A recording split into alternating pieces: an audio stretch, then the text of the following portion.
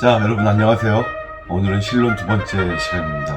관계적 하나님, 창조주 하나님, 이 두 가지에 대해서 오늘 같이 공부해 보도록 하겠습니다. 지난주에 삼위일체, 신존재 증명 등등 상당히 무거운 주제를 들으시느라고 고생하셨는데, 오늘은 조금은 더 가벼운 주제가 되겠습니다. 먼저 관계적 하나님, 먼저 하나의 존재로서의 하나님. 사람들이 이제 하나님에 대해서 생각을 할 때 어떤 존재로서 생각을 한다는 거예요. 그러니까 대화를, 성경에도 보면 대화를 하잖아요, 하나님과. 또 하나님은 뭔가 우리에게 무슨 계시를 주시잖아요. 인간이 또 하나님에게 무슨 반응을 보이잖아요. 이 모든 것이 인간과 인간 맞은편에 있는 어떤 존재로서의 하나님을 가정하고 있는 거죠. 그래서 많은 사상가들의 오래된 과제가 이거였어요. 어떻게 하면 하나님을 조금 더 잘 규정할 수 있을까? 하나님은 이런 분이시다 라고 어떻게 하면 좀 더 잘 묘사할 수 있을까? 이게 과제였다는 거죠. 그래서 일반적으로 신학적으로 가장 괜찮게 내려진 결론은 하나님은 피조세계 안에 현존하신다. 그리고 또 한편 피조세계 너머에 계시는 어떤 존재시다. 여기에 현존하시고 동시에 또 그 너머에 계신다. 여기는 성경에 보면 여러 신인 동양론적 표현들이 많이 나오죠. 인간처럼 뭘 들으세요. 보고 계세요. 또 하나님의 오른팔이 어떻게 움직이세요. 그렇죠. 이런 여러 표현들, 그리고 헬라 철학의 유산들, 이런 것들이 하나님에 대해서 하나님이 이러이러한 분이다라고 하는 어떤 우리의 신학적인 묘사를 할 때 큰 도움이 됐던 내용들이라는 거죠. 그 중에서 헬라 철학을 먼저 보시면요. 헬라 철학은 이제 플라톤과 아리스토텔레스가 제일 대표적이죠. 특히 이제 교부 시대에는 플라톤이 대세였어요. 플라톤은 이데아의 세계가 있고 현실의 세계가 있죠. 그래서 이데아는 모든 이 현실 세계에 있는 모든 것들의 진짜가 거기 있는 거예요. 진짜. 그죠? 현실 세계에는 그림자들만, 가짜들만 있는 거죠. 그래서 하나님이라는 분은 저 이데아 세계에 계시는 어떤 형상이다. 진짜다. 라고 하는 그런 개념으로 하나님을 바라봤고, 그런데 중세시대에는 아퀴나스를 비롯해서 아리스토텔레스가 또 대세가 됐어요. 그 아리스토텔레스는 우리 지난번에 아퀴나스의 5가지 길을 우리가 공부했듯이 부동의 동인, 그러니까 이 세상의 모든 것들은 다 그것을 움직이게 만든 어떤 원인이 있는 것인데, 그것을 소급해서 계속 올라가 보면 최초에 다른 것들을 움직이게 만든 어떤 원인이 있을 것이다. 하지만 본인은 누군가가 또는 다른 어떤 외부적인 것이 움직이게 만든 것이 아니고, 본인은 그렇게 움직이지 않았지만 본인으로 말미암아 다른 것들이 이제 움직이기 시작했다는 거죠. 부동의 동인. 이런 개념이 이제 하나님을 묘사하는 중요한 개념이 된 거죠. 그래서 이러한 헬라 철학자들의 영향을 받은 기독교 사상가들은 따라서 하나님이란 어떤 분이시냐, 어떤 영원하시고 불변하시는 분이신데, 그분은 뭔가 이렇게 이데아 세계에 계신 저 위에 초월에 계신 분이고, 또 그분은 우리 모든 것들의 어떤 부동의 동인으로서 역할을 하신 분이다라고 생각하면서, 동시에 그분은 어떤 인간처럼 감정을 가지고 계시고 어떤 감각을 갖고 계신 분이 아니다. 즉 무감각한 임패서블리티가 그분의 중요한 특징이다 라고 생각하기 시작을 했다는 거예요. 근데 여기 대해서 이제 어떤 반론들이 최근에 있어 왔냐면, 과정신학 들어보셨나요 혹시? 과정신학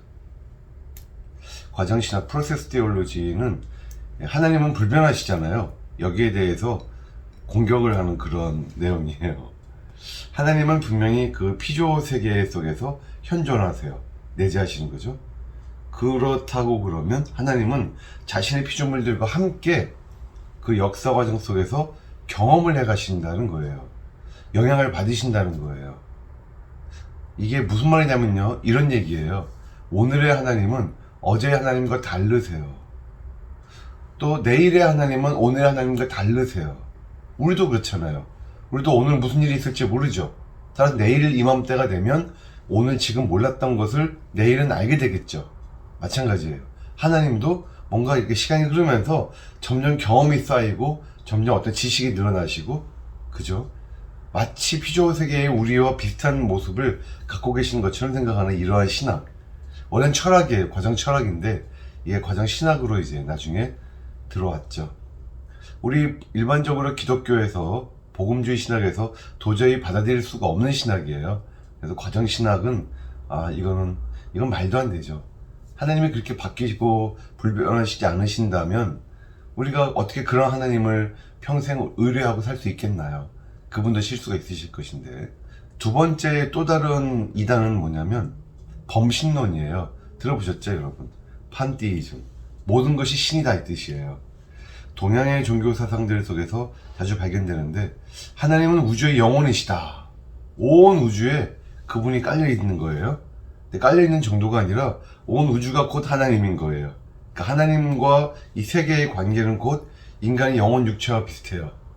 그러니까 인간의 영혼과 육체가 구분은 되지만 완전히 띄어서 생각할 수가 없는 것처럼 사실상 하나인 것처럼 하나님도 이 우주의 영혼 같으셔갖고 이 우주의 육체 같죠. 그러니까 이 물질 세계와 비물질인 하나님과 이렇게 하나다. 이런 식의 생각.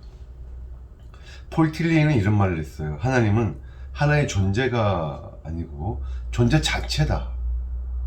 틸리히는 신자유주의라 그러죠. 틸리히는 그래서 하나님을 존재 자체로 봤어요. 인격적인 하나님이 아니라 그분이 이 온 우주의 존재의 모든 것의 근거다. 근거까지는 좋은데 그분이 존재 자체다 해서 따라서 그렇게 따지면 하나님은 존재하지 않는다. 이렇게까지 생각을 한 거예요. 인간적인 사고방식에 의해서의 존재한다는 그런 개념에 맞지 않으니까 우리 일반적인 존재다 그러면 존재 저기 계시다. 아니면 존재 저쪽에서 뭐 하고 계신다. 이런 것이 존재잖아요. 일반적인. 하나님은 그런 의미의 존재가 아니시고 모든 것의 근원이시고 그분이 존재 자체시다. 이 생각을 한 거죠. 그러다가 보니까 하나님은 실제로 존재하시는 게 아니다. 뭐 이런 식의 이상한 말까지 해버렸어요. 이것 때문에 나중에 틸리히를 따라가는 그 신학자들이 하나님은 없다. 그런 사신신학 이상한 방향으로 흐르기도 했죠. 어쨌든 이 신자유주의 신학은 우리가 받아들이기가 무지 힘든 받아들일 수가 없는 그런 신학이죠. 이름은 기억해 놓으세요. 그런데 이제 희망의 신학이라는 것이 또 생겼습니다. 우리 지난번에 얘기했는데 몰트만이나 판넨베르크 같은 학자들이 여기에 들어가죠. 그래서 과거, 현재, 미래 우리 모두 그렇게 나누잖아요. 근데 이 가운데 우리는 현재밖에 몰라요. 근데 희망의 신학자들은 이 중에서 하나님의 어떤 제대로 계시는 그 로케이션, 위치를 미래로 삼은 거예요. 그래서 미래에 속한 것은 아직 존재하지 않죠. 하지만 그 미래가 우리의 현재적 경험을 결정한다. 그래서 하나님은 미래의 능력이시다. Power of the future다. 이렇게 생각을 한 거예요. 그래서 정말 미래에 계실 그 하나님이 현재 우리의 삶 가운데 침투해 들어오신다고 본 거죠. 하나님은 따라서 우리의 배후나 우리의 위쪽이 아니라 우리 앞에, 시간적인 걸 얘기하는 거예요. 시간적으로 우리 앞에 계신다. 우리보다 미래에 계신다. 따라서 신학적 질문들에 대한 대답은 과거, 즉 하나님이 창세 이전에 정하신 결정들이 아니라 미래로부터 얻어져야 된다. 그래서 희망의 신학자들이 종말론이 굉장히 강해요. 근데 이제 좀 이따가도 좀 말씀을 드리겠지만 우리 이 책을 조직신학 책을 지은 스탠리 그랜츠가 판넨베르크의 제자예요. 그래서 중간중간에 판넨베르크적인 그런 표현들을 많이 합니다. 그 다음에 하나님을 초월자이자 내재적인 분으로서 우리가 이해를 또 하는 거예요. 그래서 하나님을 부동의 동인으로 보건 또 그 나중에 나온 희망의 신학자들이 본 미래의 능력으로 보건 어쨌든 이 다양한 모든 주장들은 결국 피조 세계에 대한 하나님의 관계성, 하나님의 피조 세계에 어떤 식으로 역사하고 관계하고 계시느냐 이런 측면에서 하나님을 묘사하려고 했던 시도다라는 것이죠. 그랜츠는 이렇게 말합니다. 우리는 계시, 즉 하나님이 스스로를 낮추어서 우리에게 은혜를 찾아오신 것 이외에 하나님을 바라보는 다른 관점을 갖고 있지 않다. 하지만 계시 속에서의 하나님의 의도는 우리가 하나님을 영원히 관계적이고 삼위일체적인 하나님이며 자기가 만든 세계와의 관계 속에 계신 분으로 이해하고 하나님의 교제 속으로 들어오게 하시는 것이다. 그러니까 하나님이 우리에게 계시하시는 것 말고 우리가 하나님을 알 수가 있는 방법은 없다는 거예요. 이건 뭐 너무나 중요한 내용이죠. 하지만 그럼에도 그 계시 속에서의 하나님의 의도를 보면 우리를 초청하셔서 삼위일체 관계 가운데 계신 그 하나님, 그죠? 그분과의 관계 속으로 우리를 교제 속으로 들어오게 하시려는, 자꾸 이렇게 함께 하시려는 이런 관계가 우리와 하나님과의 관계다. 초월성은 이런 거예요. 트랜센던스는 하나님은 세계와 별개로 존재하세요. 완전히 스스로 다 살아가시는 분이세요. 세계가 필요 없으신 분이죠. 하나님은 만유 위에 계시고 저 위로부터 이 세계에 오시는 거죠. 성경 말씀에 의하면 하나님은 하늘에 계시고 너는 땅에 있음이니라. 시간적으로 공간적으로 하나님은 우리와 초월해 계신 분이시다라는 거예요. 또 이사야 말씀에도 그런 말씀이 있잖아요. 하늘이 땅보다 높은 같이 내 길은 너희의 길보다 높으며 내 생각은 너희의 생각보다 높음이니라. 이 모든 것이 초월자 되신 하나님을 이제 말씀해 주시는 거고, 그 다음에 내재성, 이머넌스는 하나님이 이 피조 세계에 현존하신다는 거죠. 하나님은 자연 과정과 인간 역사에 직접 관여하시면서 활동하신다. 사도행전 말씀에 의하면 그는 우리 각 사람에게서 멀리 계시지 아니하도다. 우리가 그를 힘입어 살며 기동하며 존재하느니라. 그러니까 하나님의 초월성과 내재성 어느 한 가지만 강조하는 건 올바른 신학이 아니에요. 굉장히 이상한 방향으로 빠져나갑니다. 두 가지가 다 우리에게 필요한 것이에요. 결론은 이겁니다. 하나님은 초월적이시며 내재적이시다. 자기 충족적이시고 또 많이 너머에 계시지만 동시에 이 세계의 과정들 속에 현존하시면서 관여하신다. 여기까지는 여러분이 그렇게 어렵지 않으시죠? 이제 또 하나님을 묘사하는 또 다른 방법은 하나님이 영이시다라고 하는 기술이에요. 물론 이건 성경에 나오는 표현이죠. 요한복음 4장에 보면 하나님은 영이시니 예배하는 자가 영과 진리로 예배할지니라. 하나님은 영이시니 God is Spirit. 이게 무슨 말일까요? 헤겔을 보자고요. 헤겔의 영 개념, 가이스트, 이 개념이 이 철학적 신학에서 영에 대한 근대적 논의를 계시하게 했다. 헤겔의 영 개념이 뭐냐면요, 영 가이스트라는 것은 이건 이제 영어권에서의, 이거 원래는 영은 스피릿이거든요. 근데 이거 스피릿과 정확하게 일치가 되는 건 아니고 영어의 마인드, 정신에 반영되어 있는 어떤 합리적인, 어떤 이성적인 그런 개념 더하기 영어권에서 있는 영 스피릿에 있는 어떤 초자연적인 슈퍼내추럴한 이런 차원, 두 가지가 합쳐져 있는 것이 바로 헤겔이 말한 영이에요. 그러니까 영은 또 수동적이고 가만히 있는 정태적인 그런 존재가 아니죠. 헤겔이 말한 영은 활동하고 능동적이고 뭔가를 이끌어가고 계획하고 끌어가는 주체를 말하는 거예요. 그래서 자연과 역사의 모든 과정들은 다 하나님의 활동인 거예요. 그 전체가 통일된 전체를 이루어요. 그래서 이들을 통해서 신적 실제는 객관적 형태를 지니고 자기 인식에 이른다. 그래서 자기를 실현해 간다는 거예요. 이는 특히 인간의 예술, 종교, 철학적 창조활동 속에서 일어나고, 이들은 신적인 영의 자기 계시다. 그런 점에서 하나님은 절대적인 정신이다. Absolute Spirit. 하나님은 절대 정신이시고 인간은 상대적인 정신이다. 상대적인 영이다. 라고 헤겔이 말을 한 거예요. 헬라 철학보다는 헤겔의 영 개념이 하나님에 대한 성경적 개념에 좀 더 가깝다라는 것이 일반적인 생각이죠. 그죠? 헬라 철학은 너무 초월자만 강조했고요. 헤겔은 초월자이시지만 동시에 뭔가 이 세상에서 내재자로서 활동하시는 영되신 하나님을 강조하고 있죠. 성경에서는 어떻게 말하고 있을까요? 성경에는 영, 스피릿과 연관된 말이 두 가지가 있죠. 히브리어 구약에 보면은 히브리어 루아흐, 신약의 헬라어 푸뉴마인데요. 여러분 아직 안 배우셨죠? 히브리어하고 헬라어. 나중에 배우실 거예요. 그래서 루아흐는 그 의미가 어떻게 발전하냐면요, 루아흐는 바람이에요. 바람, 윈드. 또는 숨이에요. 브레스.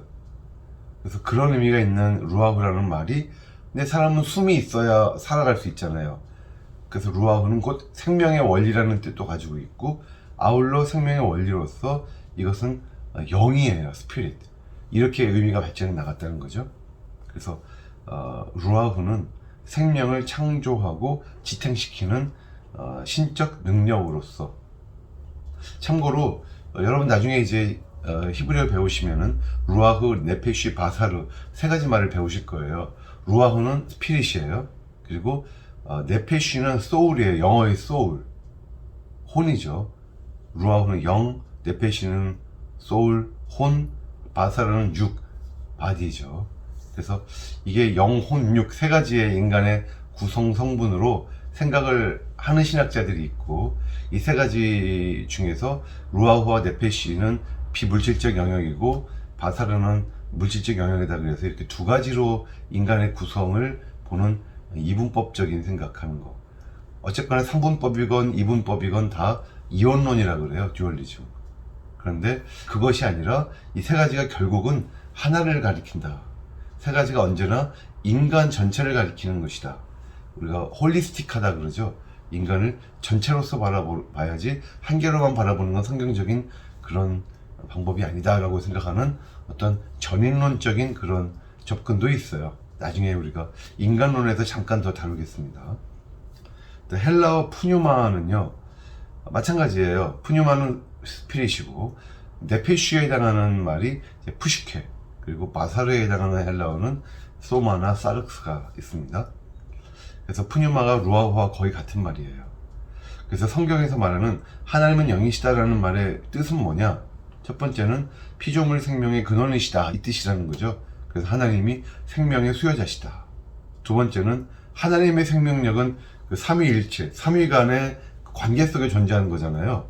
그러니까 하나님은 영이시다라고 말하는 것은 곧 관계적인 하나님에 대해서 말하는 것이다. 즉 삼위일체 하나님이 영원토록 생명력을 지닌 역동성이시다 라는 뜻이고, 그래서 성부는 성자를 낳죠. 그리고 성부와 성자는 상호적인 그런 자기 헌신, 아가페라를 했죠 지난 시간에. 이것을 통해서 결합이 되죠. 그래서 이 결합 속에서 성부와 성자는 성령을 발출하시죠. 프로시즈. 지난주에 우리 잘 배우신 분들은 제가 지금 쓰는 용어를 잘 기억하실 거예요. 발생과 발출. 그래서 삼일체 하나님의 생명력이 오버플로잉, 피조세계로 흘러넘쳤다. 이 고백이 바로 하나님은 영이시다라는 말의 신학적 함의다 라는 겁니다.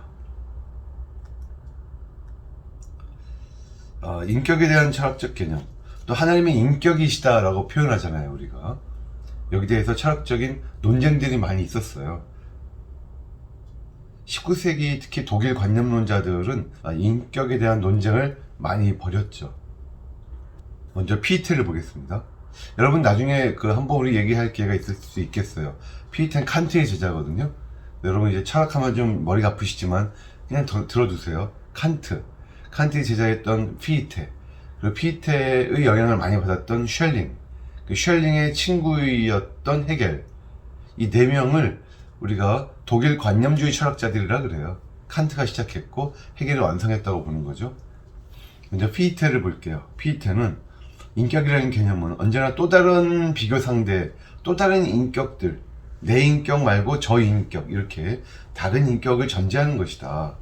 그렇다면 이것은 인격이 제한되고 유한한 개념이라는 뜻이겠죠. 왜냐하면 하나님이 인격이시다라고 말할 때 그것을 다른 인격들, 다른 유한한 인격들을 토대로 해서 하나님의 인격을 정의 내려야 되니까, 따라서 정의상 무한한 존재인 하나님이 인격적이다라는 말은 모순된다. 우리 지난주 시간에 기독교의 하나님 개념이 모순적이다. 왜냐하면 이렇게 인격 개념으로 접근을 해보면 모순된 것이다 라고 그런 주장이 있었다 그랬죠. 그 말을 누가 했나 궁금하셨을 텐데 피에테가 있어요.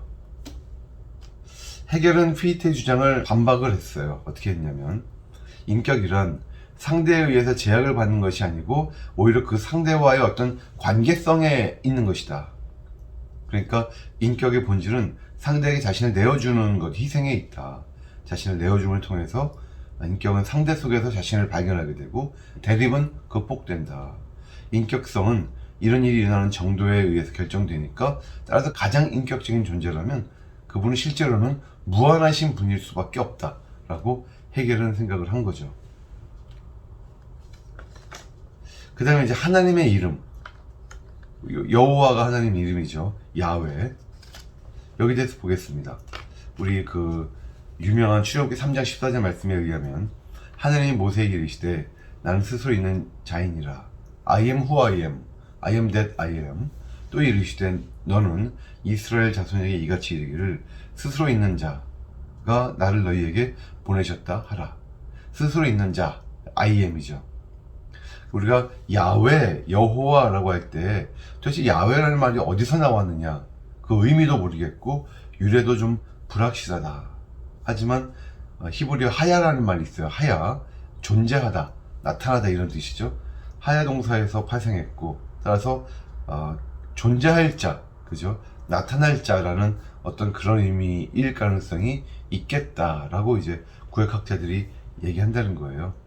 또 다른 생각은요, 이 말 자체는요, 나는 스스로 있는 자이니라 라는 말이 예흐웨 아쉐르 예흐웨예요.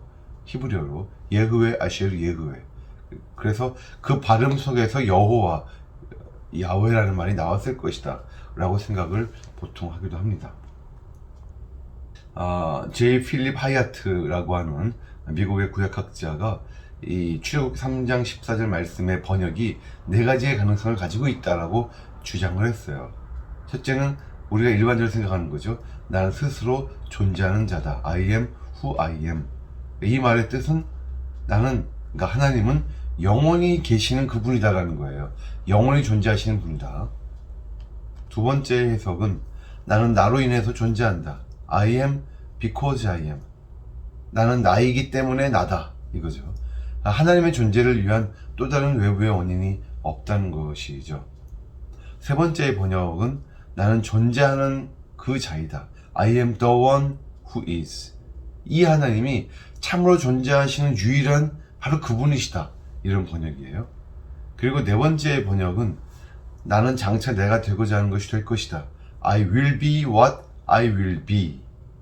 이것은 하나님은 자신의 운명의 주인이시다라는 거죠. 그리고 이것이 아마도 제일 맞는 해석이 아니겠느냐라고 생각한다는 거예요. 그리고 이것이 맞다면 하나님의 이름 야훼라는 것은 하나님의 궁극적인 실제이시고 인간사의 능동적인 행위자이시다라는 것을 의미하는 것이다. 이렇게 생각을 할 수 있다는 겁니다. 그런데 이 I am, 난 스스로 있는 자니라가 신약에서 이것을 주장하고 나타난 분이 계시죠. 바로 예수님이세요. 아브라함이 나기 전부터 내가 있느니라. 요한복음 8장에 보면 주님이 이런 말씀하시죠. 아브라함이 나기 전부터 내가 있었느니라, 있어 왔느니라. I have been. 이렇게 현재 완료처럼 표현을 하셔도 아브라함? 그 옛날부터 당신이 지금까지 살아있다고요? 이렇게 문제를 엄청 일으킬 얘기를 하시는 건데, 아브라함이 나기 전부터 내가 있느니라. 이건 시제가 전혀 안 맞잖아요. 현재 완료를 써도 문제일 상황인데 아브라함이 나기 전부터면 이건 아주 과거인데 현재 시제를 쓰신 거예요. 현재 완료가 아니라 Before Abraham was born, I am. 근데 이것은 단순히 현재 시제를 쓰신 것만이 문제가 아니고 I am 그러셨어요. 이게 헬라어로 에고 에이미죠. 에고 에이미. 이것 때문에 당시 유대인들이 난리가 난 거예요. 이 말은 바로 I am who I am 이라고 하셨던 그 하나님밖에 쓰실 수 없는 말인데 예수님이 에고 에임이라는 말을 쓰신 거예요. 그래서 더 예수님을 돌을 던져서 죽이려고 신성모독이다 이렇게 생각을 했죠. 자, 이제 속성들과 신적 실체. 실체와 속성을 구분하는 것은 헬라적인 특징이고 그것을 기독교에서 갖고 왔다는 거예요. 무슨 말이냐면 예를 들면 컵을 들어볼까요? 컵은 실체예요. 근데 이거의 속성은 뭐죠? 딱딱하다. 또 속성이 뭐죠? 동그란 구멍이 있다. 그리고 떨어뜨리면 어떻게 될까요? 깨진다. 이런 것들이 속성이에요. 그러니까 컵이라고 하는 실체가 있고 이 컵은 여러 속성들을 가지고 있는 것이고 따라서 그 속성들을 다 합하면 이 실체가 된다 이거죠. 이런 식의 생각이 헬라적인 전통이고 기독교에 들어왔어요. 하나님도 이런 식으로 하나님은 실체신데 하나님의 많은 속성들이 있을 것이고 이 속성들을 다 합하면 하나님이다. 이런 식의 생각. 여기에 논쟁이 있어요. 뭐냐면 보편 논쟁이 여기에 관여해요. 여러분 이 보편 논쟁은 좀 기억해 두시면 좋습니다. 보편 논쟁. 보편이라는 것이 있느냐? 보편자가 있느냐? 그래서 controversy of universal 그래요. 중세시대의 사람들은 참 별걸 갖고 다 싸웠어요. 보편 논쟁은 크게 실제론하고 유명론의 논쟁으로 생각을 합니다. 실제론, 리얼리즘은 뭐냐면요. 안셀름, 우리 지난주에 봤었던 캔터버리의 안셀름 등이 주장한 건데요. 플라톤스러운 생각이에요. 뭐냐면 보편적인 것이 있어요. 그리고 이것은 개별자들과는 별개로 어떤 구분된 실존을 가져요. 무슨 말이냐면요. 아까 제가 컵이라고 그랬죠. 근데 여러분, 제 눈앞에 있는 컵은 이런 색깔이죠. 근데 또 다른 어떤 컵은요. 이런 컵도 있어요. 또 다른 컵은 모양이 또 다르죠. 그러니까 세상에 수백만 가지, 수천만 가지의 컵의 모습이 있겠죠. 개별자들이래요, 이것들은. 근데 그런 개별자 말고 그냥 컵이라고 하는 보편자가 있다는 거예요. 컵. 플라톤스럽죠. 플라톤은 이데아 세계에 어떤 원형이 있는 거예요. 폼이 있는 것이고 이 땅에서의 현실 사회 속에서는 그것을 본딴 가짜들만 있는 거예요. 진짜는 한 가지 원형은 저기에 있어요. 그러니까 이런 플라톤스러운 생각, 보편이라는 것이 있는 것이고 나머지는 이 현실 세계에선 다 그것을 흉내는 것들이다 라고 하는 보편자와 개별자를 구분하는 생각, 이것이 플라톤적인 것이고 안셀림이 가지고 온 거예요. 실제론이라 그러죠. 근데 이건 철학적인 실제론을 지금 말씀드린 거고요. 이게 이제 조금 더 들어가면 어떤 내용이 있냐면 밑에 나오듯이 이 속성들은요 개별적인 실제들이다. 그러니까 우리가 컵은 동그랗고 컵은 뭐 떨어지면 깨지고 컵은 딱딱하고 등등등 이 속성들 하나하나도 실제라는 거예요. 그죠? 개별적인 실제예요. 하나님은 자신 안에 내재하는 속성들의 복합체다. 하나님의 속성이 10가지가 만약에 있다 그러면 하나님 이꼬르 1 더하기 2 더하기 3 더하기 4 더하기 해서 플러스 10까지 다 더하면 그게 하나님인 거예요. 이런 식의 생각. 심지어 신적인 속성들 1, 2, 3, 4고 하나하나가 신이라고 하는 실체와 무관하게 독자적으로 1, 3 하나하나가 또 존재해요. 이런 식의 생각. 이게 이제 실제론이죠. 그런데 나중에 아리스토텔레스적인 전통이 이제 들어오면서 이게 좀 약간 수정이 돼요. 수정된 실제론. 여기서는 속성들이 실체를 구성한다는 것은 이제 여기 똑같습니다. 하지만 속성들의 실체와 무관하게 독자적인 실제는 아니다라는 거예요. 속성들은 서로 구분은 되지만 실체로부터 완전히 분리되지도 않고 심지어 다른 속성들끼리 이렇게 있을 때 서로 간에 구분은 되지만 서로 간에 또 분리도 되지 않는다.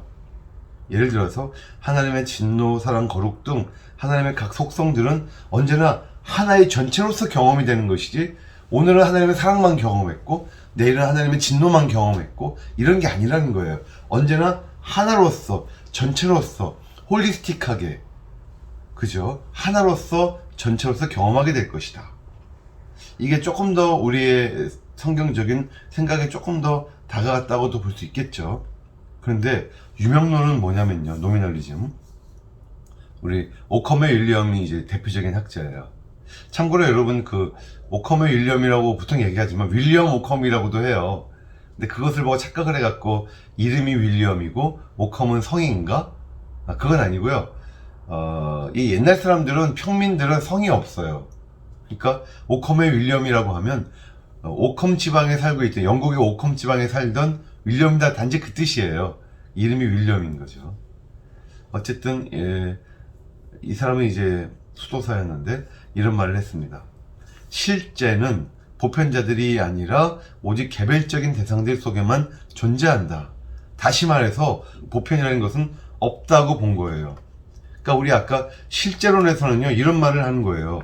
보편이라는 것이 실제로 존재한다는 것이고 보편은 실제보다 더 우선시되는 것이다. 존재론적으로 보편이 더 앞선다. 이것이 이제 우리가 생각하는 실제론의 주장이라면, 유명론의 주장은 이런 거예요. 보편은 음성의 떨림에 불과하다. 그러니까 보편이라는 것은 실제로는 존재하지 않아요. 보편이라는 것은 상상 속의 이름이에요. 각 개별자들이 있죠. 각 개별자들을 전체를 하나로 그냥 집단을 우리가 분류해가지고 부르는 이름일 뿐이지, 그러니까 인간도 그러죠. 이수근, 김철수, 박철동, 수많은 이름이 개별자들이 있지만 그들을 다 인간이라고 하는 보편자를 만들어서 이름을 부를 수 있을지언정 인간이라고 하는 것이 실제로 존재하는 건 아니라는 거예요. 개별자들만 존재할 뿐이죠. 컵도 빨간 컵, 종이컵, 또 플라스틱 컵, 쇠컵 다 있지만 진짜 컵이라고 하는 보편은 없다. 이건 단지 전체를 컵이라고 이제 분류를 하자라고 해서 말만 만든, 명칭만 만든 개념이지 실제로 컵이라고 하는 보편자는 없다. 이것이 유명론의 주장이에요. 따라서 속성들의 총합이 신적 실체일 수도 없다는 거예요. 이것이 이제 좀 문제를 많이 일으켜요, 기독교에. 왜냐하면 이렇게 돼버리면, 보세요. 하나님 앞에서 우리 인간이 죄를 지었고, 그래서 인간의 죄를 대속하시기 위해서 주님이 오시는 거잖아요. 근데 그러면 인간이라고 하는 보편이 있어야 되는 건데, 인간이라고 하는 보편은 없고, 이수근의 죄, 박철동의 죄, 김철수의 죄 등등등 이렇게 한 명 한 명의 개별자들의 어떤 죄, 개별자들의 하나님과의 관계만 따지게 돼요. 교회도 그렇죠. 모든 그 예수님 믿는 사람들이 모여있는 그게 교회인데, 교회라고 하는 어떤 보편자적인 개념을 생각하지 않고 한 사람 한 사람의 신앙만 생각해야 돼요. 그러니까 전통 신학의 유명론적인 접근은 좀 위험할 수가 있겠죠. 그래서 나중에 중세 그 카톨릭 신학자들이 유명론자들을 굉장히 비난을 많이 하고 이단으로 이제 정죄합니다. 밑에 제가 이제 사과를 갖고 왔는데요. 사과를 비유를 들면 이런 거죠.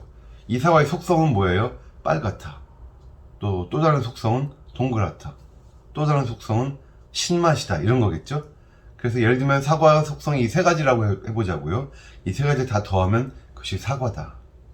라고 하면 이것은 우리가 좀 전에 말씀드린 실제론적인 설명이에요. 사과라고 하는 보편을 염두에 둔 거예요. 전제한 거예요. 근데 사과는 오늘은 빨갛다는 것만 경험했고 내일은 동그랗다는 것만 경험하고 모레는 사과의 맛이 시다라고 하는 것만 경험한다. 이것이 전통적인 실제론적인 접근이고, 언제나 사과는 이 세 가지를 동시에 경험하는 것만이 가능하다. 이것이 수정된 실제론이 되겠죠. 그런데 이렇게 보편적인 의미에서의 사과라는 것은 존재하지 않는다. 단지 내가 아까 시장에서 슈퍼에서 사왔던 이 개별자로서의 사과 먹어보니까 맛이 좀 약간 달콤하네. 그리고 색깔이 약간 붉은색, 노란색이 섞여 있네. 이렇게 개별자로서의 요 내 앞에 있는 요것만 생각하는 요 접근법은 유명론이에요. 뭔가 좀 이해가 되시죠? 또 하나님에 대한 속성들을 성형론적인 입장으로 접근하기도 해요. 성형이라는 것은 찬양 드리는 것이죠. 그래서 현대 신학자들은 실체 속성 논쟁에서 이제 벗어났고 하나님에 대한 진술들을 어떤 명제가 아닌 성형으로서 이해한다. 명제가 무슨 뜻이냐면, 명제는 문장은 문장인데 참과 거짓이 있는 문장이에요. 나는 남자다. 참과 거짓이 있죠. 오늘은 월요일이다. 참과 거짓이 있죠. 이런 문장들을 명제라고 합니다. 그래서 지식이 전달될 수가 있는 것이죠, 명제는. 따라서 하나님에 대한 속성들을 우리가 놓고 보면 이걸 명제로 바라보지 말고 하나님에 대한 성형으로서, 인간이 하나님에 대해서 드린 어떤 찬양의 어떤 문장들로서 이해하자는 거죠. 즉 각 속성들은 하나님에 대한 찬양의 표현들이다. 그러니까 속성들은 하나님에 대한 객관적 과학적 진술이라기보다는 인간과 세계에 대한 관계성 속에 있는 하나님에 대한 우리의 경험으로부터 나오는 표현들이다. 신앙 공동체로부터 찬양을 촉진시키는 기능이 있다. 중세 스콜라학자들, 실제로부터 유명론까지. 아까 우리 그 캔터베리 안셀름 얘기했는데, 안셀름이 이 중세 스콜라 신학의 시발점이에요. 그 시작한 사람이 안셀름이라고 보통 생각을 하죠. 어쨌든 이런 중세 스콜라학자들은 성형 성격의 진술들에 들어있는 지적 의도에만 집중했지만, 지식 전달은 신적 속성에 대한 진술들의 목적이 아니다. 하지만 여러분, 성형으로만 따지면 안 돼요. 하나님 너무나 대단하신 분이니까 무한하신 분이시여. 이 하나님의 무한성이 단순히 지식 전달이 아니라 성형으로만 그칠까요? 실제로는 무한하신 분이 아닌데 엄청 대단하신 분이어서 우리가 그렇게 나도 모르게 외친 것일까요? 실제로는 그렇지 않으신데 그건 아니죠. 그러니까 지적 의도를 무시하면 안 되겠죠. 당연히 거기엔 지식 전달이 있어요. 당연히 명제적인 어떤 의미가 있어요. 하나님에 대한 찬양 속에는, 하나님의 속성 속에는. 하지만 플러스 거기엔 인간의 하나님에 대한 독설로지, 성형으로서의 의미도 있다는 거, 두 가지를 다 봐야 된다는 거죠. 하나님의 속성은 보통 두 가지로 많이 분류해 왔습니다. 비공유적 속성, 공유적 속성. 비공유적은 하나님과 피조물 이렇게 있으면요, 피조물에게는 없고 하나님에게만 있는 이런 것을 비공유적 속성이라 그래요. 예를 들어서 하나님의 자존성, 하나님의 불변성, 무한성, 통일성, 이 모든 것들은 피조물에겐 전혀 없어요. 오직 하나님에게만 있는 거예요. 공유적인 특성, communicable attribute에는 우리 인간의 영의 속성들 속에도 어떤 비슷한 부분이 조금이라도 있는 것들, 이런 것이 공유적 속성이에요. 지식, 하나님의 지식은 무한하지만 인간의 지식은 비록 유한하기는 해도 조금은 있잖아요. 지혜, 정직, 선, 거룩, 의 등등등등, 이 모든 것들을 그래서 공유적 속성으로 나눈다. 벌코프 책도 그렇고 바빙크도 그렇고 많은 신학자들이 이렇게 하나님의 속성을 두 가지로 크게 분류를 해왔고, 저도 이게 좋은 것 같아요.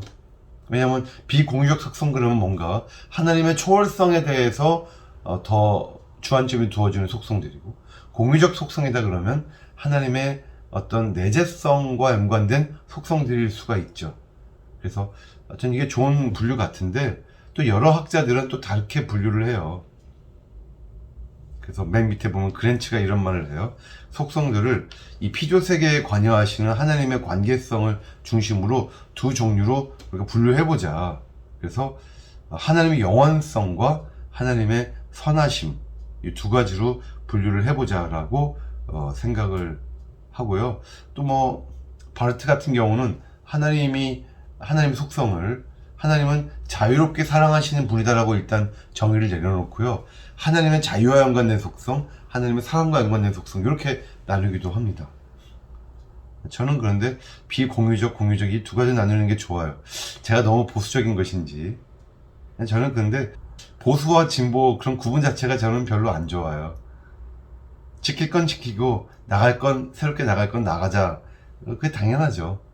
근데 이건 지켜야 될 부분 아닐까요? 비공유와 공유. 좋은 분류 같아요, 저는.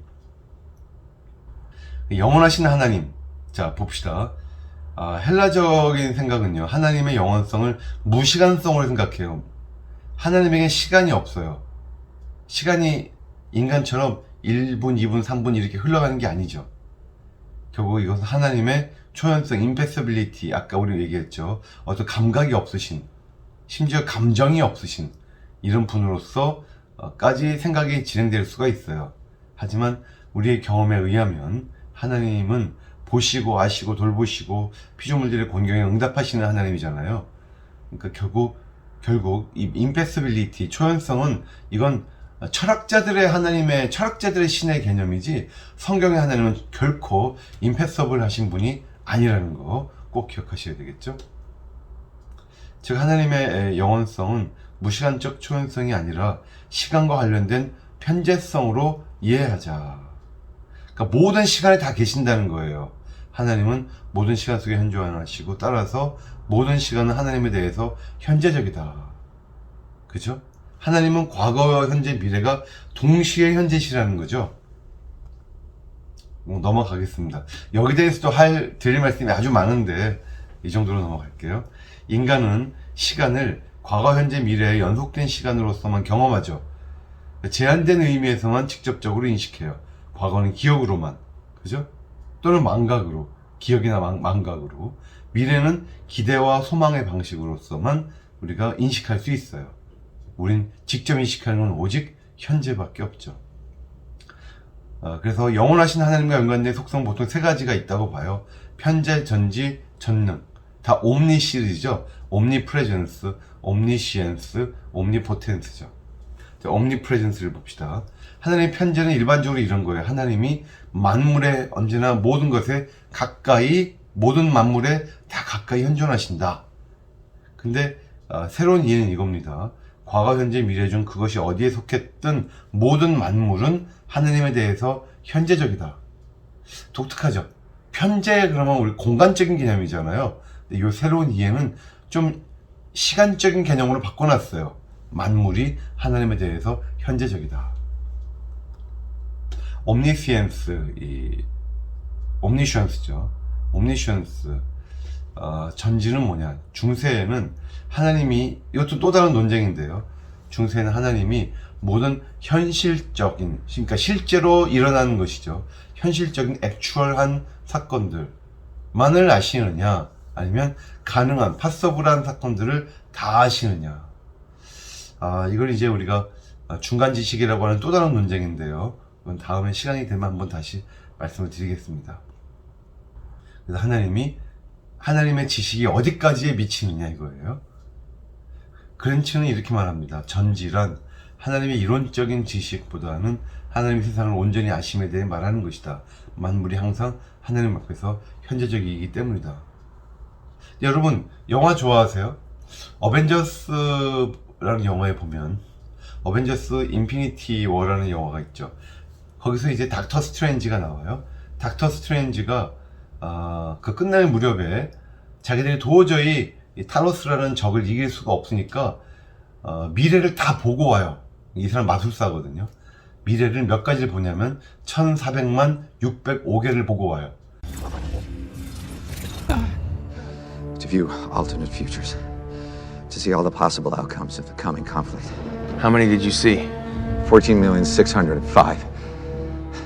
1400만 605개의 가능한 모든 미래를 다 보고 와서는 이 가운데 우리가 타노스를 이길 수 있는 미래는 딱 하나밖에 없더라, 이 말을 합니다. 자, 지금 요 중세의 논쟁이 그거예요. 그 딱 하나밖에 없는 실제로 일어날 그거 하나에 대한 지식을, 미래의 그 지식을 알고 계시는 것이냐, 아니면 미래에 실제로 일어나지는 않겠지만 일어날 수도 있다고 생각되는 1400만 나머지 604개겠죠? 1400만 604개의 나머지 어떤 현실에서 일어나지 않은 지식도 갖고 계시느냐 이거예요. 하나님이 참 말도 안 되는 그 지적인 유희예요. 저는 그런데 다 아신다고 믿어요. 실제로 일어나지 않을 일도 하나님이 왜 모르시겠어요? 자, 그 다음에 전능. 중세 신학자들의 전능성 모순 논쟁이 있어요. 예를 들면 이런 거예요. 하나님이 모든 걸 하실 수 있잖아요. 그러면 누구도 들 수 없는 가장 무거운 어떤 바위를 만드셨다고 생각해 보세요. 아무도 들 수 없는. 그런데 또 한편 하나님은 모든 걸 하실 수 있는 능력이 있죠. 그러니까 모든 걸 다 드실 수가 있어요. 아무리 무거운 것도.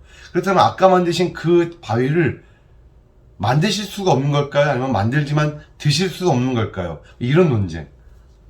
또 이런 것도 있죠. 네모난 삼각형, 뭐 이렇게 말도 안 되는, 하나님께 모든 것이 가능해야 된다고 생각하니까 생기는 전능성 모순들 논쟁도 있어요. 이런 것들을 성형적이고 관계적인 측면에서 바라봐야 된다.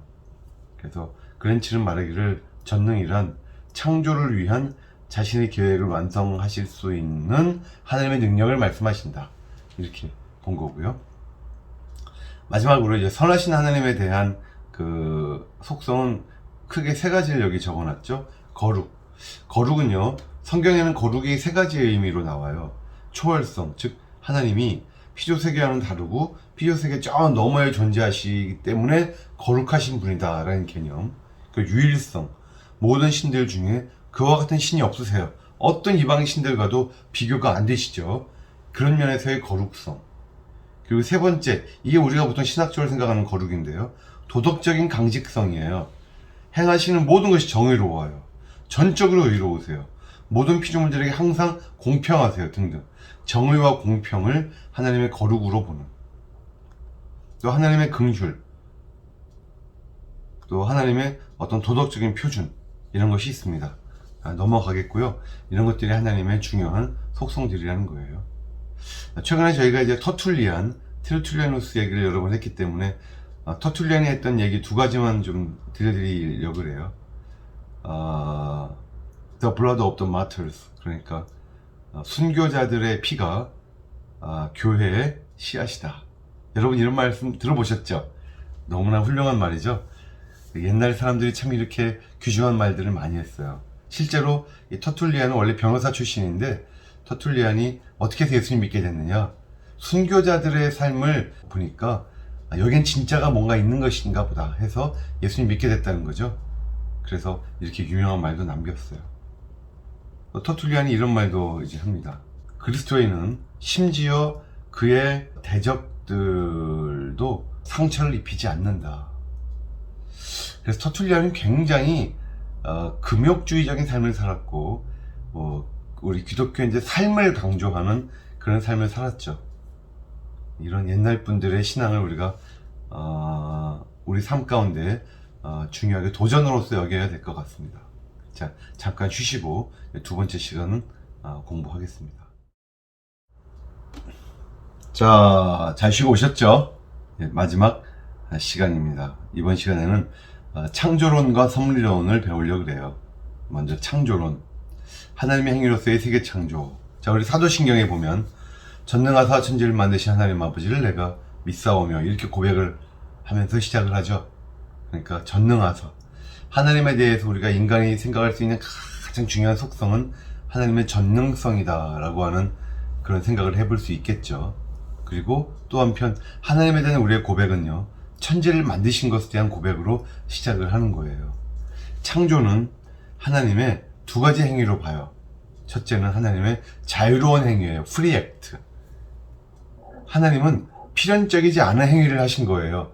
이 천지를 창조하지 않으셔도 됐어요. 근데 하신 거예요. 자유롭게. 여기는 어떠한 외부적인 어떤 강압이 없었어요. 만약에 있었다면 그것은 하나님보다 더 큰 어떤 존재가 있다는 뜻이겠죠. 내적인 필연성도 없었어요. 만약에 있었다면 하나님의 존재는 세계에 의존해요. 이 세계 없이 살 수가 없으신 분이에요. 이것이 이제 범죄신론이라 그래요. 아까 우리가 이제 범신론 얘기를 했죠. 폴 틸리 얘기도 하면서. 범신론, 범죄신론 여러분 기억해 놓으시면 좋을 것 같아요. 기독교적인 유실론은 그런 거하고 다릅니다. 범신론은 하나님이 곧 이 세계예요. 만약에 이 우주 세계가 없어지잖아요.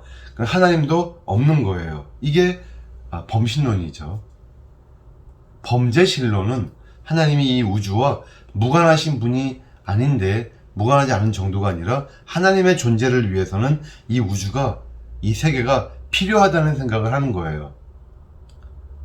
또 다른 말로 하면 만약에 하나님에게서 이 우주 세계, 이 피조 세계를 없애버리면 그 하나님은 더 이상 우리가 알던 그 온전한 하나님이 아니라 뭔가 좀 부족한 하나님이 돼버리는 거예요. 그러니까 하나님이 하나님이시려면 세계가 필요한 거예요. 우주가 필요한 거예요. 이것이 범죄신론이에요. 좀 다르죠. 범신론은 100% 이단이고요. 말도 안 되고요. 기독교 신학자 가운데 가끔 범죄신론적인 얘기를 하는 분들이 있어요. 하지만 범죄신론은 이것 자체도 기독교적이지가 않죠. 이것도 문제가 있어요. 성경은 이 세계를 하나님이 지으시고 나서 세계가 없이는 도저히 살아가실 수가 없는, 이 세계가 없으면 더 이상 그 하나님은 하나님이 아니신 그런 하나님을 성경에서 그리고 있지 않죠. 그러니까 범죄신론은 기독교에서 받아들일 수가 없습니다. 이것도 여러분들이 꼭 기억하시면 좋겠어요. 자, 창조는 이제 무로부터의 창조를 우리가 얘기를 하죠. 크레아티오 엑스 니힐로. 엑스 니힐로, 그죠? From nothing이에요. From nothing.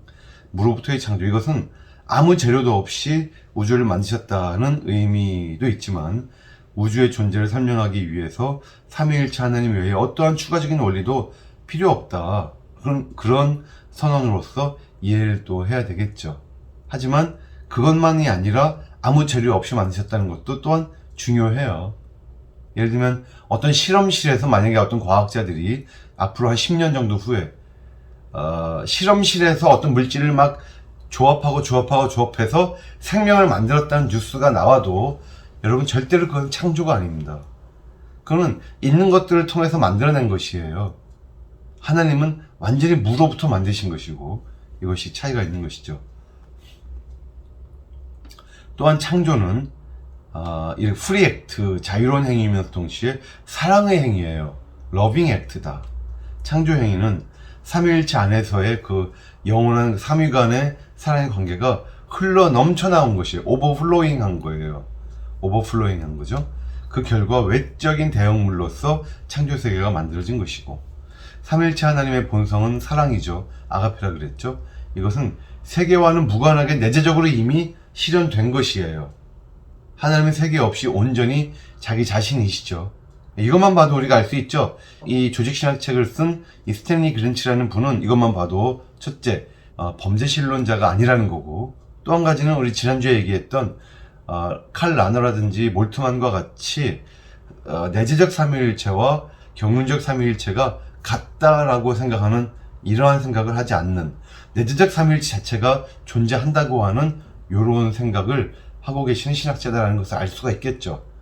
여러분도 이제 누가 무슨 얘기를 하시면 저분의 신학은 어떤 것이구나 라는 것을 눈치채실 수가 있으면 좋겠습니다. 또 하나님은 사랑이시기 때문에 자신을 내어주시는 거예요. 아가페는 자기를 헌신하는 거죠. 하나님은 자기를 내어주시면서 의지적으로 세계를 만드셨다. 그 다음에 이제 세계를 창조하실 때 삼위일체로서 만드신 거예요. 그래서 삼위일체 하나님으로서의 행위로서 만드신 거예요. 창조는 영원한 삼위일체의 세 위격 모두의 공동사역의 결과다. 제 성부는 성자로 말미암아, 우리 지난주에 말씀드렸죠. 성령에 의해서 뜨루와 바이 이렇게 해서 세계를 만드셨다는 거예요. 먼저 성부의 역할을 보겠습니다. 성부는 창조의 근거예요. 모든 피조 세계의 근거예요. 그래서 성부는 창조의 궁극적이고 직접적인 행위자시다. 즉 성부의 의지가, 뜻이 만물의 존재를 위한 토대였다. 요한계시록에 우리 주 하나님이여 만물이 주의 뜻대로 있었고 또 지으심을 받았나이다. 맞아요. 성부 하나님의 뜻대로 지으심 받은 거예요. 온 우주가. 두 번째는 그가 만물의 목적이고 목표, 텔로스이시다. 고린도전서 말씀에 우리에게는 한 하나님 곧 아버지가 계시니 우리도 그를 위하여 있고, 우리의 삶이 모든 피조물들의 존재 목표가 성부 하나님께 있다. 그가 세계의 존재에 또한 근원이시다는 거예요. 우리가 그를 힘입어 살며 기동하며 존재하느니라. 우리가 그의 소생이라. 그래서 성부 하나님은 이렇게 창조의 근거, 존재하는 모든 것의 근거가 되신다는 것이고요. 그랜치가 이렇게 정리를 해요. 참 좋은 문장 같아요. 창조의 근거로서의 성부의 기능은 삼위일체의 삶의 근거로서의 성부의 기능이 흘러넘친 오버플로잉한 결과이다. 삼위일체 내의 일차적인 운동은 성부에 의한 성자의 영원한 발생인데 이는 성자에 대한 성부의 사랑으로부터 흘러나온 것이다. 성부가 자기가 사랑하는 성자를 낳아서 자신의 신성을 성자와 영원히 공유하듯이 성부는 자유롭게 세계를 만드시고 자신의 존재를 세계와 공유하신다. 성부가 성자를 지난번 얘기 드렸죠. 제너레이션 했다는 거예요. 비갓 했다는 거예요. 하지만 이 세계는 제너레이트 한 게 아니라 만드신 거예요. 크리에이트 한 것이고 메이크 하신 거예요. 제너레이트와 이 메이크를 같은 걸로 보면 여러분 아리우스처럼 돼버려요. 이단입니다. 전혀 다른 거죠. 그래서 이 두 측면에는 결정적인 차이가 있다. 세계의 창조는 시간 속에서 이루어진 것이고 삼위일체 내에서의 성부가 성자를 발생하신 것은 영원하신 것이다. 또 한편 방금 말씀드린 것처럼 성부와 성자의 관계는 발생이고요. 그 다음에 성부의 이 피조세계에 대한 관계는 크리에이션, 메이킹이에요. 메이킹, 만드신 거예요. 그 다음에 성자의 창조 속에서의 역할은요, 창조의 원리로, 로고스로 역할을 하신 거죠. 요한복음에 보면 만물이 그로 말미암아 지은 바 되었으니 지은 것이 하나도 그가 없이는 된 것이 없느니라. 다 예수 그리스도를 말미암아 지어진 거라는 거예요. 또 골로새서 말씀에 의하면 만물이 그에게서 창조되되 만물이 다 그로 말미암고 그를 위하여 창조되었고. 그래서 이 요한과 바울이 창조에 있어서의 성자 역할을 직접적인 행위에 사용하는 의하여, 바이, 휘포죠. 휘포가 아니라 간접적 행위에 사용되는 이 말미암아, 뜨루, 디아라는 말로 표현한 것으로 봐서 성자는 창조에 있어서의 간접적 행위자이시다. 창조의 원리로서 역할을 하셨다라고 생각을 하면 되겠죠. 또 성령의 역할을 볼게요. 성령은 창조에 있어서의 활동한 하나님의 인격적인 능력으로 또한 역할을 하셨어요. 성부와 성자를 묶는 역동성, 성령이 성부와 성자를 묶는 끈이다. 이건 지난번 우리가 아우구스티누스가 했던 얘기라 그랬죠. 그래서 이러한 관계성의 능력이 성령이시다. 그런 의미에서 성령은 하나님의 본질, 즉 사랑이시고요. 이 역동성, 사랑, 성령이 세계를 창조하시는 하나님의 행위의 배후에 있다. 그 다음에 이제 주권자로서의 창조주, 이거 볼게요. 중요한 개념인데, 하나님은 피조세계에 대한 주권자이시죠. 사버린이세요. 사버린. 근데 주권은 또한 궁극적인 통치를 의미하겠죠. 즉 하나님은, 즉 오직 하나님만이 자신의 창조가 무엇이 되어야 한다는 것을 밝힐 수 있는 특권이 있고, 또 오직 하나님만이 이 창조 세계에 있어서의 어떤 최종적인 규범이 되셔야 돼요. 그리고 창조의 근거이신 성부에게 이런 지위가 속한 것이 아주 적절하다.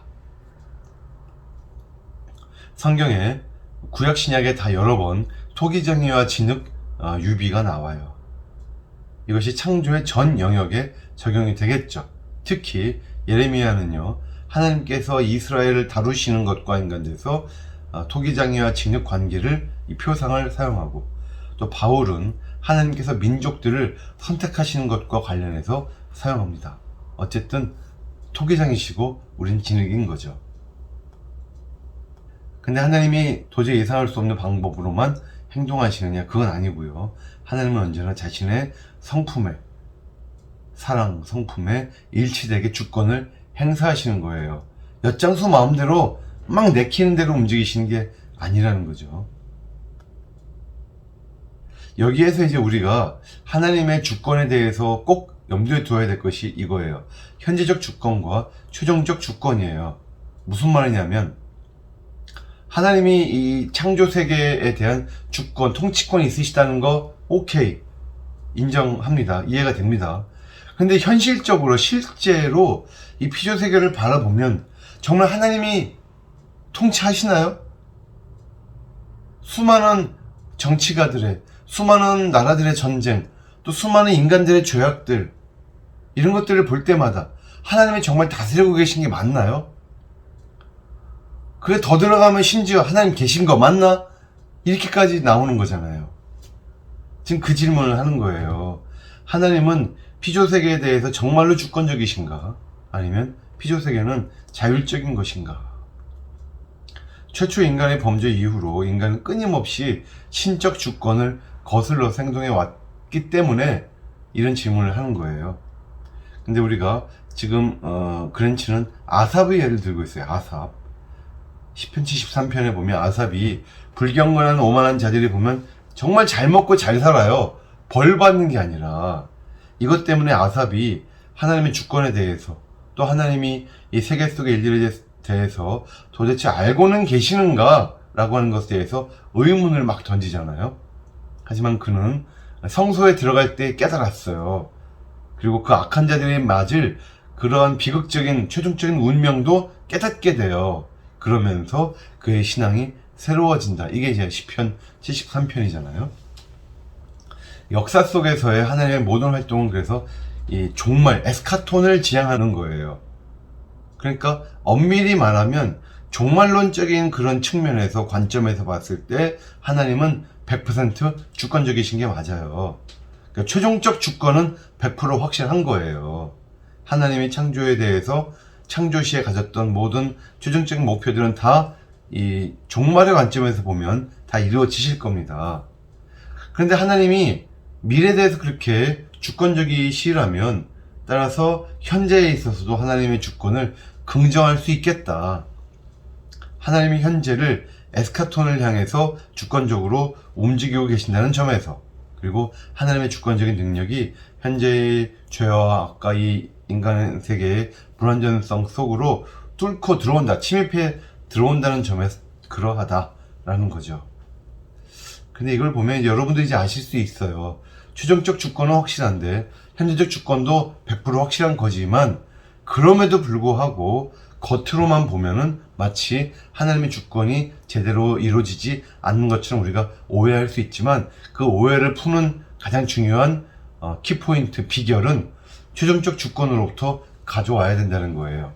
거기서부터 우리가 현재에서의 하나님의 역할을, 어떤 주권적 역사를 우리가 믿음의 눈으로 바라봐야 될 것이다. 비슷한 얘기인데 법적 주권과 사실적 주권이 있어요. 데주레와 데팍토. 데주레와 데팍토를 어떻게 생각하면 되냐면요, 법적인 거는 정당하게 또는 법적으로 인정된 것 이 뜻이고, 데팍토 사실적이라는 것은 어떤 일의 실제적인 상태를 의미해요. 어렵죠? 쉽게 말하면 이거예요. 우리가 흔히 그런 말 하잖아요. 아, 이론과 실제가 다른 것 같아, 이런 거. 그죠? 이거예요. 법적 주권은 이론적 주권이고 사실적 주권은 실제적 주권이에요. 이걸 하나님께 적용한다면 우리는 매 순간마다 하나님이 법적으로는 완전히 주권적이신 것이 맞는 것 같은데 사실적으로는 반드시 주권적인 것은 아니다라고 말할 수 있다는 거죠. 즉 창조주로서의 하나님의 지위를 보면 오직 하나님만이 합법적으로 주권을 주장하고 행사하실 수가 있어요. 하지만 실제 상황 속에서 보면 인간의 불순종 때문에 그렇지를 못하다는 거예요. 하지만 종말에 가면 이 법적 주권과 사실적 주권이 일치가 되겠죠. 창조의 때, 자, 창세기 1장 1절, 태초에 하나님이 천지를 창조하시니라. 이 창조 바라예요, 바라.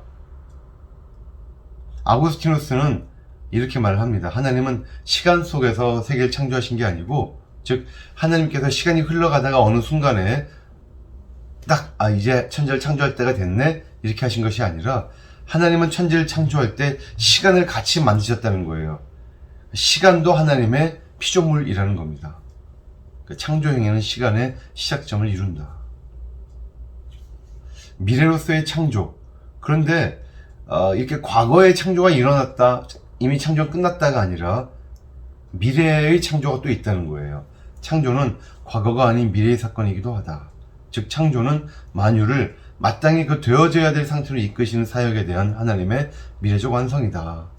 창조는 아직 완성되지 않았다. 사실 창조가 미래의 신적 행위라는 이해는 성경 메시지의 중심에 해당한다. 이사야 말씀에 의하면요, 우리 유명한 말씀이죠. 보라, 내가 새하늘과 새 땅을 창조하나니. 이건 아직 안 이루어졌죠. 나중에 이제 이루어질 겁니다. 여기도 이 창조가 바라예요. 똑같은 말이 사용된 거죠.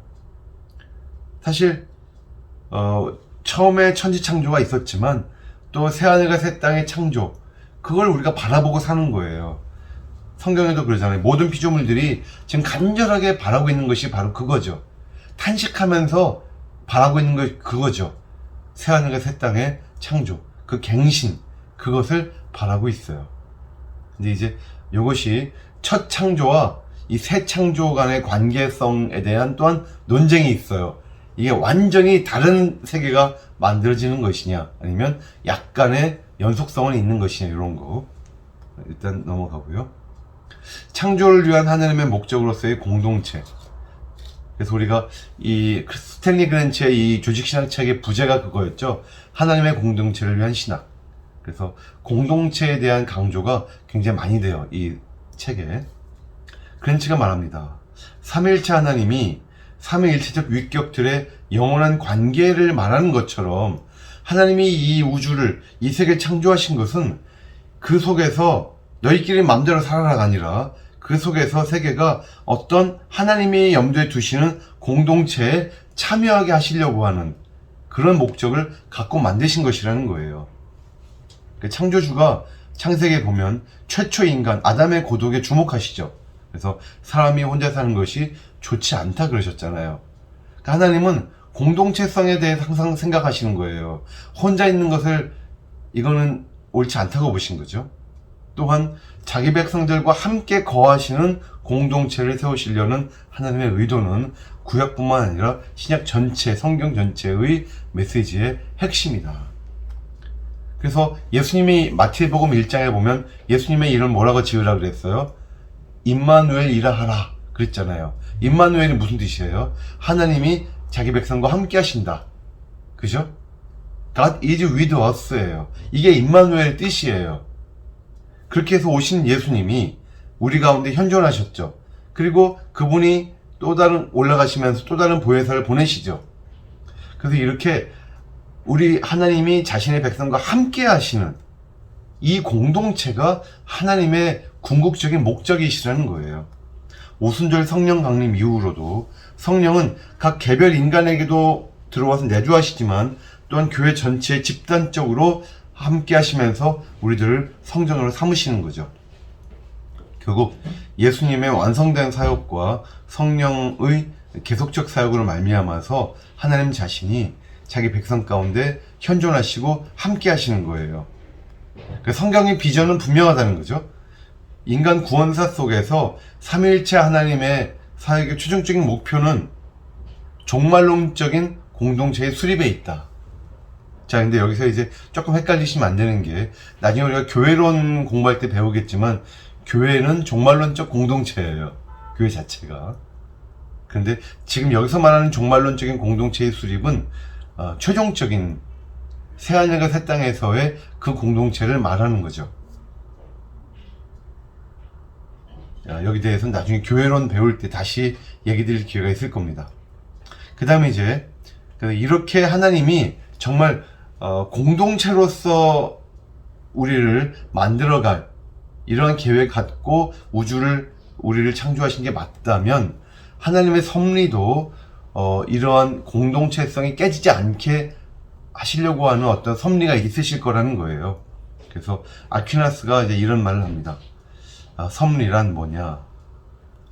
종말을 향한 사물들의 질서의 본이고 이 본은 하나님 마음속에 선재한다. 그죠? 그래서 이 우주를 창조하신 하나님이 이 창조의 어떤 계획을 갖고 계세요. 그것을 계속 밀고 나가시는 거예요. 이게 섭리라는 거예요. 그래서 기독교 섭리론의 3대 주제는 그래서 보존과 협력과 통치로 볼 수 있어요. 첫째는 보존, preservation. 하나님이 창조하신 사물들, 그리고 그 사물들의 어떤 속성들, 그리고 그들의 능력들, 이거 다 포함하는 거예요. 그래서 그 사물들이 계속 존재할 수 있도록 하려면 하나님이 계속해서 활동하셔야 된다는 거예요. 이게 하나님의 보존이에요. 왜냐? 피조세계는 스스로를 유지할 능력이 없어요. 하나님이 만약에 손을 띄시죠? 그러면 세계의 불은 꺼지는 겁니다. 이게 보존이라고 하는 섭리예요. 또 협력, 컨커런스라는 건 뭐냐? 하나님의 능력과 모든 2차적 능력들, 그러니까 모든 피조물들에게도 조그만 능력들이 있을 거잖아요. 그래서 하나님의 능력과 이 2차적 능력들 간의 협력이 필요해요. 또한 이렇게 협력을 하면 결과는 뭐냐?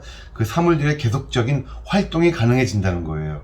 그러니까 섭리는 우리의 존재를 위해 필요하죠. 그리고 섭리는 우리의 또 활동을 위해 필요한 거예요. 그래서 협력은 보존의 한 결과에 해당한다. 여기서 이제 유명한 논쟁이 나와요. 칼빈주의와 알미니우스 논쟁. 여러분 이거 혹시 배우셨나요? 언젠가 배우실 거예요. 배우신 분도 계실 거고. 칼빈주의는 여기서 하나님의 협력의 원인적인 특징을 강조해요. 하나님의 협력이 없다면 우리의 협력은, 우리의 능력은 아무것도 아닌 거예요. 여기 대해서 알미니우스주의는 협력에 있어서의 하나님의 행위가 조금 덜 능동적이에요.